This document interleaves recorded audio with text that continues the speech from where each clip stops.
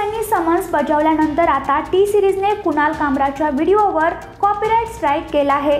कामराच्या नया भारत या व्हिडिओला टी सिरीजने कॉपीराइट स्ट्राईक केला आहे। त्याने कॉपीराइटचे उल्लंघन केल्याचं सांगत यूट्यूबवर त्याचा हा व्हिडिओ ब्लॉक करण्यात आला आहे। टी सिरीजच्या म्हणण्यानुसार कुणाल कामरानं गाण्याचा वापर करण्यासाठी परवानगी घेतलेली नाही आणि त्यामुळे त्याचा व्हिडिओ ब्लॉक करण्यात आला असल्याचे सांगण्यात येत आहे। राज्यात इलेक्ट्रिक वाहनांच्या वापराला प्रोत्साहन देण्यासाठी एक मोठा उपाय म्हणून ईव्ही धोरण लागू करण्यात आलं आहे। यंदाच्या अर्थसंकल्पामध्ये 30 लाखापेक्षा जास्त किमतीच्या ईव्ही वाहनांवर 6% कर आकारण्याचे जाहीर करण्यात आले होते। मात्र आता हा कर मागे घेण्याची घोषणा मुख्यमंत्री देवेंद्र फडणवीस यांनी विधान परिषदेत केली आहे। दरम्यान राज्यात मोठ्या प्रमाणावर चार्जिंग स्टेशन उभारण्यात येणार असल्याचं देखील त्यांनी सांगितलं। भारत सरकार लवकरच ओला उबेर सारख्या सरकारी टॅक्सी प्लॅटफॉर्म उभा करणार असल्याचे केंद्रीय गृहमंत्री अमित शाह यांनी आपल्या लोकसभेतील भाषणादरम्यान सांगितलं। सरकार येणाऱ्या काही महिन्यांमध्ये ओला उबेर सारख्या एक सहकारी टॅक्सी प्लॅटफॉर्म सुरू करणार आहे। या माध्यमातून दुचाकी, रिक्षा आणि 4 चाकींची नोंदणी करण्यात येईल। तसेच यामधून होणारा नफा हा कुठल्याही भांडवलदाराकडे नाही तर तो थेट ड्रायव्हरच्या खात्यांमध्ये जमा होईल असं देखील त्यांनी आपल्या भाषणादरम्यान नमूद केलं।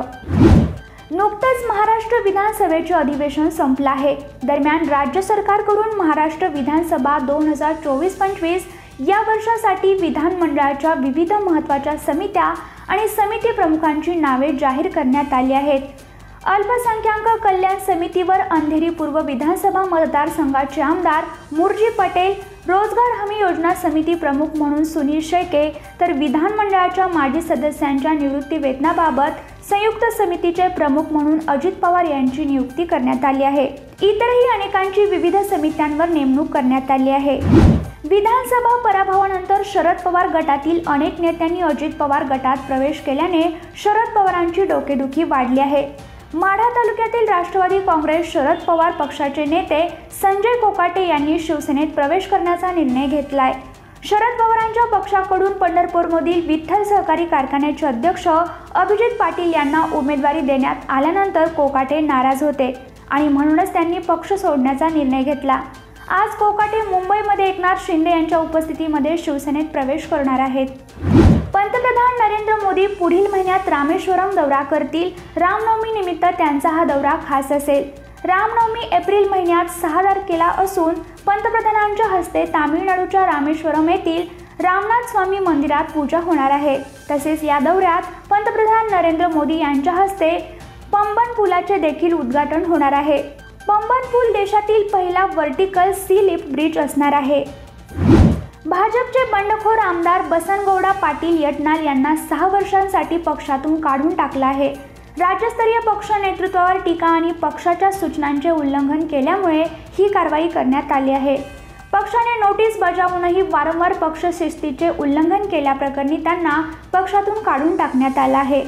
10 फेब्रुवारी रोजी पक्षाच्या शिस्तीचे उल्लंघन केल्याच्या आरोपाखाली बसनगौडा पाटील यांना 3 महिन्यात दुसरी कारणे दाखवा नोटीस बजावण्यात आली। त्यानंतर त्यांच्यावर ही कारवाई करण्यात आली आहे। तुम्ही लोकल ट्रेनने नियमित प्रवास करत असाल तर तुमच्यासाठी ही बातमी अत्यंत महत्त्वाची आहे। मध्य रेल्वे प्रशासनाकडून लोकल प्रवाशांना 10,000चं गिफ्ट मिळणार आहे। दररोज 10,000 रुपये जिंकण्याची संधी लोकल ट्रेनच्या प्रवाशांना एका विशेष योजनेअंतर्गत मिळणार आहे। विना तिकीट प्रवाशांना आळा घालण्यासाठी ही नवीन आयडिया रेल्वेनं केली आहे। रेल्वेनं वेटिंग तिकिटासंदर्भात एक मोठा निर्णय घेतला आहे। वेटिंग तिकिटे असलेल्या प्रवाशांना रेल्वे स्थानक आणि प्लॅटफॉर्मवर प्रवेश दिला जाणार नाही असे रेल्वे मंत्री अश्विनी वैष्णव यांनी जाहीर केले आहे। रेल्वे स्थानकावर गर्दी टाळण्यासाठी हा निर्णय घेण्यात आला आहे। युक्रेनचे राष्ट्राध्यक्ष व्लोदिमीर झेलेन्स्की यांनी एक विधान केलं आहे। रशियाचे राष्ट्राध्यक्ष व्लादिमीर पुतिन लवकरच मरणार असल्याचा दावा त्यांनी केलाय। पुतिन लवकरच मरतील आणि ही वस्तुस्थिती आहे, याने सगळं संपेल असे वक्तव्य त्यांनी माध्यमांसमोर केलं आहे। झेलेन्स्की यांचा हा दावा पुतिन यांच्या आरोग्याशी संबंधित असल्याचं बोललं जाते।